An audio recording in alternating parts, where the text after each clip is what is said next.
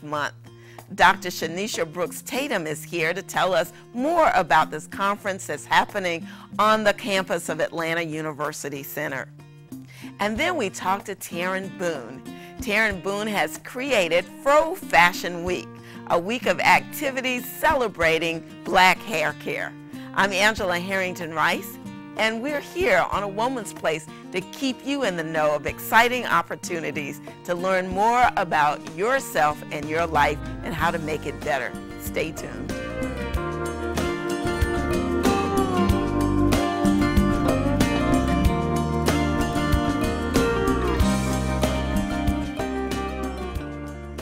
Dr. Brooks-Tatum, thank you for being here on A Woman's Place and talking to us about life balance, as well as introducing us to a conference that's coming up that you have been a part of planning. So thank you for being here. Thank you for having me. I'm happy to be here today. So let's talk about balance, because it's a big word for women, you know, as we've come from a history that says somewhere that we can have it all. You know, that we could have the career, we could have the family, we could have everything we want. But what we're realizing now is that comes with a great cost. Right. So balance is different for different people. I like to say that first and foremost, because for some people, they may have the idea that each day has to be reflective of everything they're doing. But I think of balance, at least for me in my life, as certain times in my life where I have to focus more on certain things. So for instance, right now I'm focusing more on the conference that I'm planning with my team, but also we have different ways of balancing the different components of our lives. So what's important, I think, in balance is to remember who you are and what drives you, what you're passionate about, and bring those things into your life on a weekly basis and if possible on a daily basis, so that we're not overwhelmed with all of the tasks we have to do as women, working women, as moms, as people who are caring for elderly parents, all the things that women do. And balance is a particular challenge for Black women in particular, because historically, from slavery to the present, we've been expected to care for everyone first and foremost, to be all things for all people, and then we're kind of at the end, we get the scraps at the end of the day. So it's about putting yourself first, realizing what's important to you, and making sure that you centralize what the things that will make you healthy mentally, emotionally, and physically in your life. So when you talk about putting yourself first, because you know, when you put yourself last so often, I mean, there are these guilty feelings.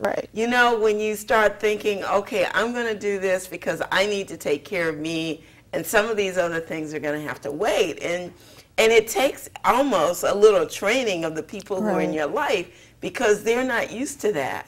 And what do you say, or do you think that's an experience of feeling guilty because you have decided to put yourself first? I think women, especially moms, feel guilty taking care of themselves first when they know that, you know, their children have all these needs, and, you know, they have these career and job obligations as well. But one important thing that women should remember is that if you don't take care of yourself, then in the end, someone else will be taking care of you. So not to feel guilty about it, but just build in short, small segments of time that you can take care of yourself, whether it's waking up 30 minutes earlier in the morning to read, to meditate, to work out, you know, whatever you find relaxing and rejuvenating to help you start your day, whether it's going to bed a little later and doing research on maybe you want to go back to school and start a new degree program.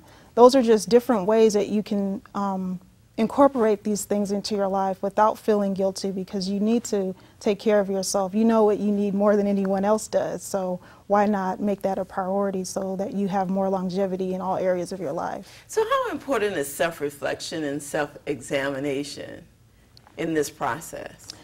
I think self-examination is extremely important. Things that may have worked for us a year ago even may not necessarily work for us today if our lives were in a state of transition or entering a new phase of our lives. So in terms of reflection, I think of a number of things. I think of reflecting on how happy you are, in your current state, what things need to change for you in order for you to be happy, for you to feel like you are reaching the goals that you set for yourself. If you haven't set goals, what are those goals that you can set for yourself to make sure that you are moving forward in life the way you want to, but also reflecting on and self-examining, I think, of health also.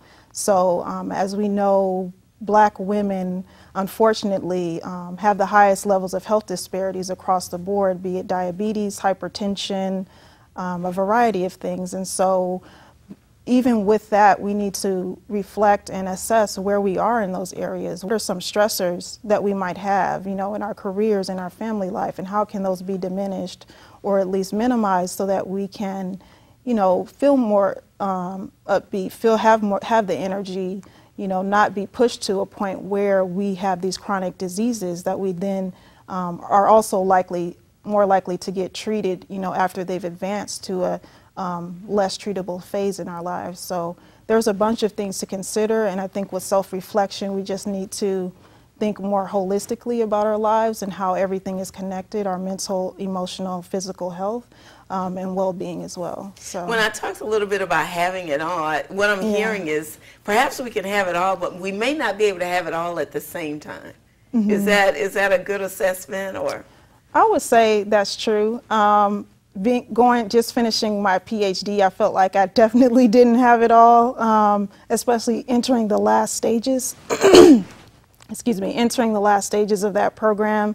You just have to really go all out and finish that dissertation. And so sometimes you don't have it all per se at a particular moment in your life, but I think it's always about looking at the bigger picture. So there are times where we need to focus more on family. We need to focus more on our kids if they're having trouble in school, or we need to focus more on our marriage or on our career if we're trying to get promoted and move to a new position or even a new field. But I think overall, what we need to understand is to have that bigger picture of balance and make sure if we're feeling out of balance, I think that's the biggest indicator that something is wrong and that we need to assess and make some changes. Now that feeling of not being in balance is what, like feeling overwhelmed or feeling stressed or anxious, or what are some of those feelings? I would say feeling overwhelmed, feeling stressed out, feeling like I think a big one is not feeling like you're not able to face your day. Like looking at what you have on your calendar and go, ooh. And you're just so like, you just want to get back in the bed. So it doesn't have, I call it Sunday, something happens around Sunday afternoon around 4 o'clock for a lot of people. Yes, gearing up for that Monday morning.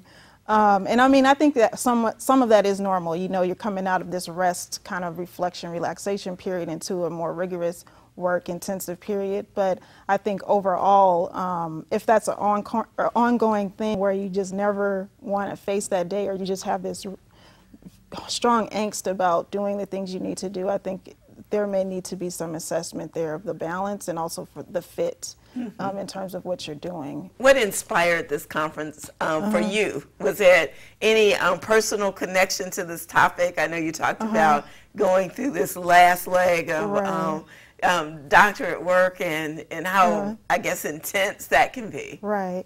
Well, it's actually a conversation that I had last summer with friends of mine who are also academics. And this is something I think that we talk about all the time, you know, not feeling like we have time for relationships, for exercise, for hanging out with friends, for keeping up with people that we've known for years. They call us and we never call them back because we're in the library, we're doing all these things.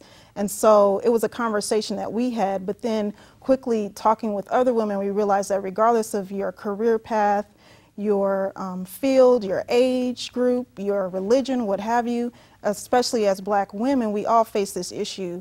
We talk about it when we go out for lunch, when we hang out at each other's houses, but when we go home or when we go back to work, it's something that kind of becomes on the back burner, and we just plunge back into our projects and we forget about, you know, what we talked about, how we can achieve that balance. So when we talked about this, we decided to create the conference that we always wanted to attend, something that we felt like would centralize these issues and would be talked about from both a research and experiential perspective, so that we could have a space for actually sharing strategies and techniques for countering this imbalance in our lives. Now, you know, it's interesting. One of the things that I've always known as a student on college campus, it was always wonderful opportunities for enlightenment, for growth. There were always great programs, but it seemed like there was this disconnection between the community and the colleges. I mean, how do you bring people from the community, like you say, this information is good for everyone. Right. You know, so how do you get people to cross over and come on the campuses to actually hear the information that's being presented? Well, it's really about our media and publicity. We're on Facebook. We have a website. We're doing local publicity outside of the university and college context. And really, even in the way that we market the conference and present it, what we're talking about is the fact that these are some of the issues that Black women, regardless of where you are in terms of your career or your area of work, things that we face. And so our keynote speaker, Tamara Bubo-LaFontaine, she's going to be speaking about the stereotype of the strong Black woman. And this is something that we all face, you know, in different degrees, either consciously or unconsciously, the expectation that we are so resilient and strong that no matter what comes our way, we continue to pledge or trudge forward regardless of what happens. And that's something that can take a toll, actually mentally, emotionally, and physically on Black women. And so she'll be talking in great detail about that in relationship to her work. So we're just basically trying to see what are the areas of overlap, whether you're in corporate America, you're working for a nonprofit, you're working for in academic context. There's just so much that we can share and learn from each other. So give me the nuts and bolts of the conference, when, where, how people can get more information, and some of the things that will be shared during the conference.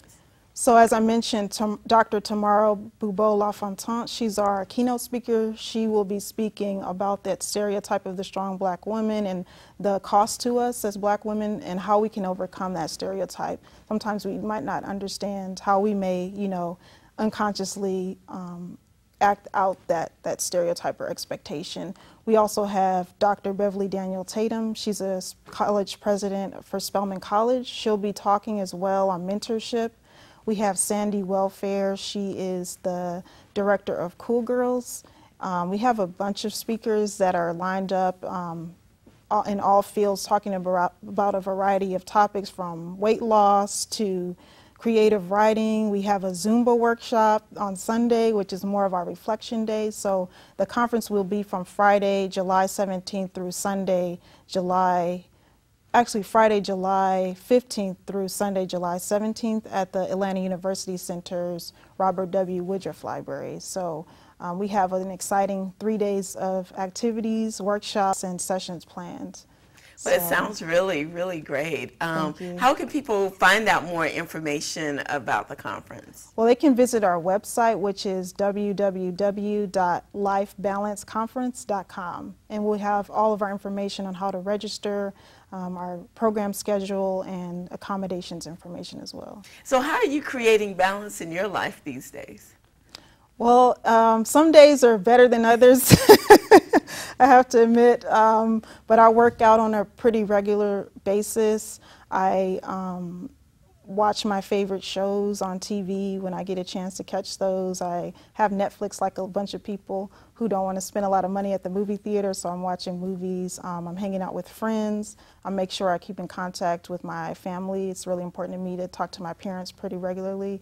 And so those are ways that I do. I also make natural beauty products, so I'll just come home some evenings and just whip up something in my kitchen and use it. And it's kind of like a little spa that I have at the end of a long day. So those are some ways that I, just find the things that I love and make sure that I can put those, build those into my schedule. Yeah, so. And I think we all have to do that. Yeah. We have to nurture our spirits so that we do have something to give when we have to go and face the world and our careers.